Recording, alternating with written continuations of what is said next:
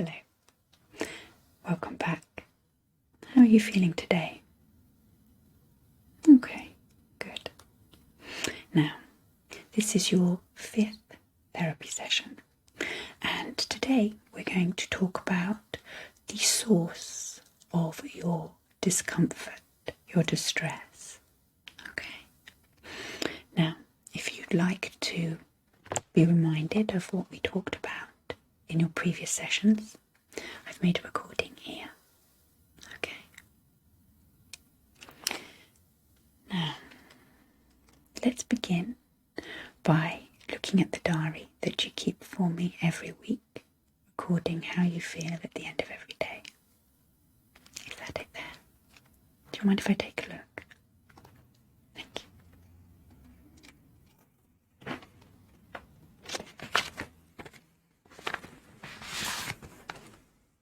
Okay.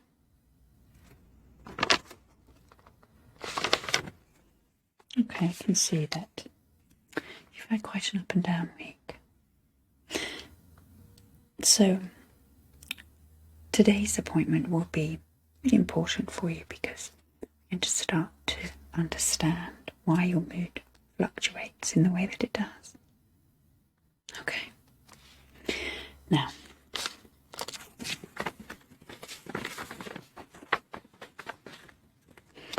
if you remember back to our second session, we talked about how it's not events that determine how we feel. It's the way that we think about them. So, events in and of themselves don't have the power to determine how we feel. We have to attach a particular meaning to something in order for it to make us feel a particular way. Let's just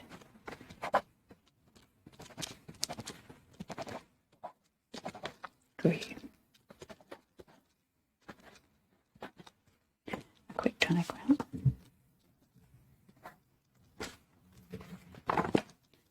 Okay. So, here we go. Okay, so you have the event. This is a little dotted line here. I've drawn this because this actually doesn't exist. But this is how it feels sometimes. It sometimes feels that something happens and it just makes us feel a particular way. But actually, we have to go this route. We have a thought, and that thought determines how we feel. And then how we feel determines what we do. So, positive thoughts lead to positive feelings, positive behaviour. And then, of course, it works the other way as well. Negative thoughts lead to negative feelings and negative behaviours. I'm gonna give you that. Take it and have a think about it. Turn it over in your mind. Now, it is the case that we're not always aware of our thoughts. And there's a reason for this. We have hundreds of thousands of thoughts every day, and if we were consciously aware of all of them, we'd go mad. We'd get nothing done. It would be completely overwhelming.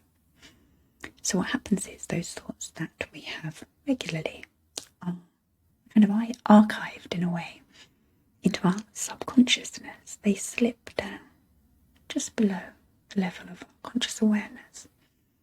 So to free up space in our conscious awareness where we can deal with new information.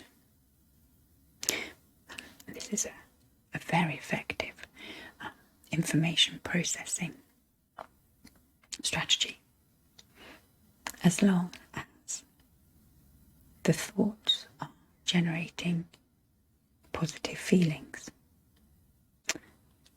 But as soon as they don't, as soon as they are triggering uncomfortable feelings, we need to do something about it. We can't just let these thoughts continue to operate automatically on their own. just below our subconscious, in our subconscious awareness. We have to go down and get them and sort them out, I guess. Now, to begin with, if you're not used to doing this, it can be quite difficult because, as I say, they are in our subconscious awareness. They're not readily accessible. But with practice, it's quite easy to get them, and I'm going to show you how to do that now. Let's look at your diary again. Okay, so the best time to access these thoughts is when we have had a strong emotion. This is usually a sign that the thought has floated to the top of our subconsciousness, so we can reach down and get it a little bit more easily than maybe at other times. So if we look in your diary, I can see here that on Tuesday your anxiety rose to an 8 out of 10. Can you tell me what's happening then?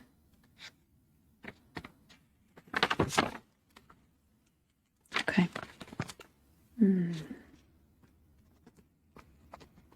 So it's a mistake at work. Okay, yeah. Okay, so if you look at your diagram, just lay that back for a minute. That's the event. It's the mistake at work. And you see, that doesn't have the power to make you feel an 8 out of 10 in anxiety. It has to go this way. So there was a particular thought you had about that mistake that triggered that level of anxiety. And that's what we need to think about. Okay, so the interesting thing about anxiety is you need 2 trains of thought to feel anxious. The first is to underestimate a disaster of some sort, predicting some sort of terrible thing that's going to happen. And the second train of thought is to underestimate yourself, your ability to cope. And you have to have both those trains of thought, and they have to kind of combine with each other. If you just have one, you don't tend to feel that bad. So you may be predicting a disaster, but thinking, I'm quite resourceful though. I'll be able to manage. You don't feel that bad. Equally, you might be thinking, I'm not that capable. I don't have many resources. But things tend to work out. Again, you don't feel that bad. So you need both of those trains of thought. Underestimating disaster and overestimating, difficult not to get tangled up. Overestimating disaster and underestimating your ability to cope. So let's see if we can work out what was going on for you here. What was the disaster that you were estimating when you made the mistake? Okay, that you might lose your job. Okay. I think that's a relatively common overestimation in that situation. And how were you predicting you would respond? How are you underestimating yourself and your ability to cope with that? Okay, that you wouldn't be able to find another job. Okay. Now, we need to get to the core of that thought, to harness its real, or identify its real power. And we do that using 3 digging questions. Okay, so the first one. What does that mean about you? You lose your job and you can't get another one. What does that mean about you, your worth, your value? Okay, so you would think that you were useless, worthless. Okay. And the second question, how do you feel that others would treat you as a result of that? how would they think about you? Okay. Okay, so they would reject you. Okay, and finally, what would that mean about your future? Okay, so you would live in poverty and be miserable and alone. Okay, so I'm just going to summarise that thought for you. So you make the mistake at work and you think, this means I'm going to lose my job. I'm not going to be able to find another one. This means I'm worthless, useless, and other people are going to reject me. And moving forward, I'm going to be poverty-stricken, miserable and alone. Does that sound about right? Yeah. That's interesting, because I think that anybody thinking in that way would experience a high level of anxiety. So your anxiety makes complete sense in the context of your thoughts. So there's nothing wrong with the way you're feeling. It's very appropriate, considering how you're thinking. The problem lies with your thoughts, and this is what we're going to look at next week. We're going to look at evaluating those thoughts that are triggering your distress, that are triggering your high levels of anxiety. We're going to look at their accuracy and their helpfulness and see if there's some changes that we can make there. How does that sound? Okay. Now, what I'd like you to do between now and next week is to continue keeping your diary. So at the end of every day, rating your emotions out of 10. But I'd like you to add to that.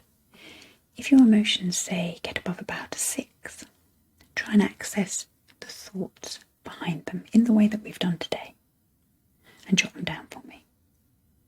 And then we can use those thoughts next week to take us forward to the next step.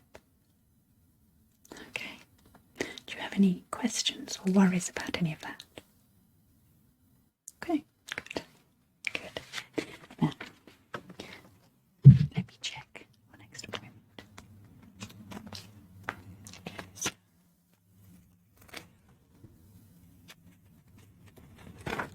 Okay, here we go. So I can do the same time next week. Okay. Good. Okay. I will. Look forward to seeing you then. Take care of yourself.